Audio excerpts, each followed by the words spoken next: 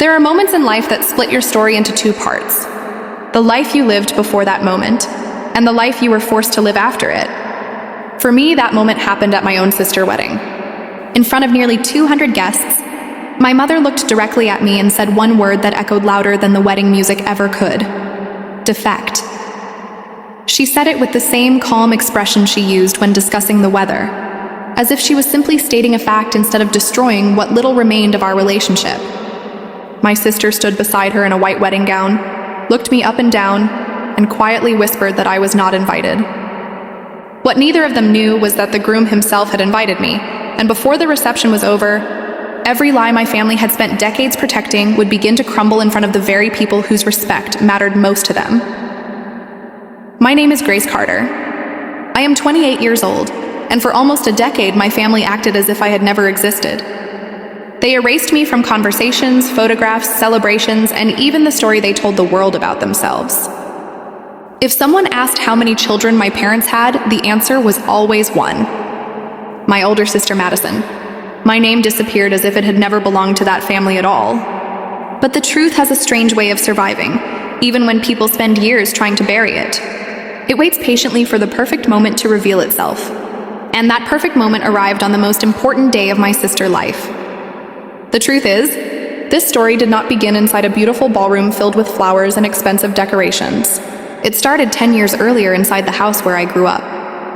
My family came from generations of respected doctors. Every hallway was decorated with framed diplomas, medical certificates, and awards that stretched back almost 100 years. Those frames were more than decorations. They were reminders that every member of our family had one responsibility: continue the legacy.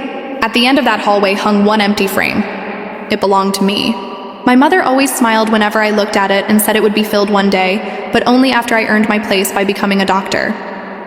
In our house, success earned love, failure earned silence, and kindness was never considered an achievement. I never wanted to become a doctor. I admired medicine, but my heart belonged somewhere else. I wanted to care for people in a more personal way. I wanted to become a nursing assistant, spend my days helping patients who had been forgotten, and make difficult moments easier for families. To me, that work mattered just as much as performing surgery. To my parents, it was proof that I lacked ambition. The distance between us grew larger every day until my high school graduation dinner became the moment everything changed forever. Instead of celebrating my graduation, my parents turned the evening into a celebration for Madison acceptance into medical school. They toasted her future while my own accomplishments disappeared into the background. Then my mother looked around the room, smiled proudly, and joked that one daughter inherited the family brilliance, while the other simply managed to graduate. The room filled with uncomfortable laughter. I remember staring down at my plate, pretending not to hear the whispers around me. Later that night, my mother walked me to the hallway, pointed toward the empty frame, and reminded me that love in our family had to be earned. I looked her in the eyes and quietly told her the frame could stay empty forever because I was never going to medical school. Something changed in her face at that moment. She did not yell. She simply decided I no longer belonged. The only person who ever made me feel worthy was my grandmother Ruth. She had spent 40 years working as a nurse, caring for patients through the hardest nights of their lives without ever asking for recognition. Before I left home, she placed her old nursing watch on my wrist and said something I did not fully understand until years later. "Nobody earns love, sweetheart. Real love is given freely." Those words stayed with me long after I walked away from everything I had ever known.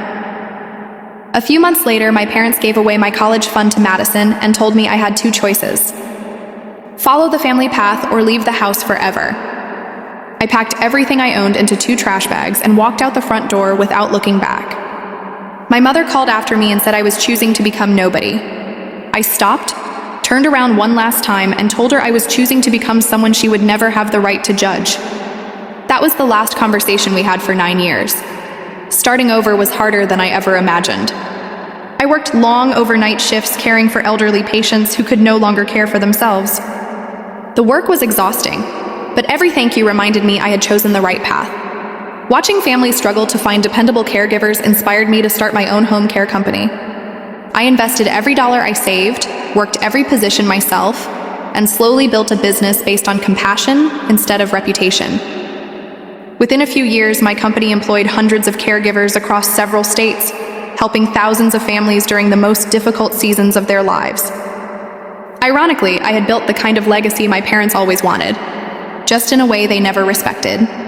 During those years, I met Dr. Daniel Carter, a trauma surgeon who admired my work instead of looking down on it. He saw strength where others saw weakness and believed kindness was just as valuable as talent. We married in a simple backyard ceremony surrounded by people who genuinely loved us. I even mailed an invitation to my parents. They opened it, wrote one cruel sentence across it, sealed it back up, and mailed it to me. Do not embarrass yourself. Even after that, I continued sending them a Christmas card every year, hoping one day they might remember they had another daughter. Everything changed when I received an unexpected invitation to Madison wedding. Unknown to any of us, the groom had built part of his career through a fellowship I anonymously funded in honor of my grandmother Ruth. During the wedding reception, he stood before everyone, thanked my husband for mentoring him, then thanked the anonymous woman who had paid for his education. Finally, he smiled, looked directly at me, and asked me to stand. The ballroom erupted in applause while my mother and sister stood frozen in disbelief. After spending 9 years pretending I did not exist, they were forced to watch an entire room celebrate the daughter they had erased. That single moment destroyed every lie they had built. My sister accidentally admitted I had never been invited. My mother desperately tried to explain everything away, but the truth had already escaped. Later, she offered me everything I had wanted as a teenager. Holidays, family dinners, and finally a place in the family once I helped protect their reputation. I simply smiled and told her the empty frame could stay empty forever because I had already built my own wall filled with people who loved me without conditions. Today, my home looks nothing like the house where I grew up. My walls are covered with photographs instead of diplomas. Every Sunday, my table is filled with friends, caregivers, neighbors, and family we chose through love instead of obligation. My grandmother watch still rests on my wrist, reminding me every day that love is never something you earn.